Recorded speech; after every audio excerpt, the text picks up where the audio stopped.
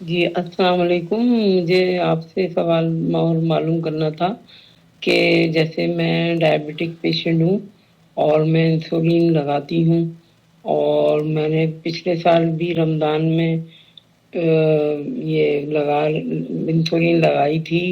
روزے میں پورے رکھتی ہوں، اور روزہ کھلنے سے آدھا گھنٹہ پہلے مجھے انسولین لگانی پڑتی ہے، کیونکہ مجھے افطار سے آدھا گھنٹے پہلے انسولین لگانی ہوتی ہے کچھ بھی کھانے سے پہلے نا۔ تو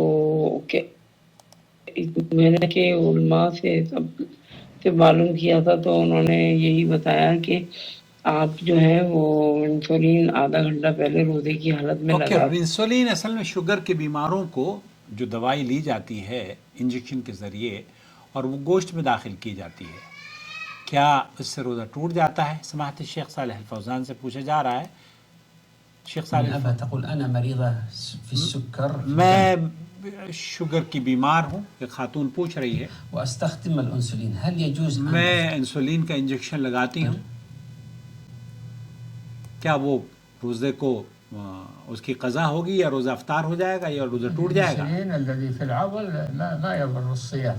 یہ جو آپ پٹھوں میں غالباً لگائی جاتی ہے نا انسولین، پیٹ میں یہاں پر ایسے، تو اس سے روزہ نہیں ٹوٹتا۔ لجنۃ الدائمہ والافتاء کا فتویٰ بھی یہی ہے۔ لجنۃ الدائمہ والافتاء سعودی عرب کی جو فتویٰ کمیٹی ہے وہ یہ کہتے ہیں کہ لا حرج علیک فی اخذ الابرۃ المذکورہ نہارا للعلاج، آپ علاج کے طور پر، یہ کوئی غذا نہیں ہے، علاج کے طور پر آپ اس کو لیتی ہیں، کوئی حرج نہیں، ولا قضا علیک، اور آپ کے لیے اس پر قضا بھی نہیں ہے، آپ کا روزہ مکمل ہے۔ وَإِن تَيَسَّرَ أَخَذَ لَيْلًا بدون مشقہ فعلیک فہو اولا۔ تو شیخ سعودی عرب کی جو فتویٰ کمیٹی ہے وہ یہ کہتی ہے کہ اولا یہ ہے، بہتر یہ ہے کہ آپ اسے اگر دن میں نہ لے کر رات کو لیں تو یہ زیادہ بہتر ہے۔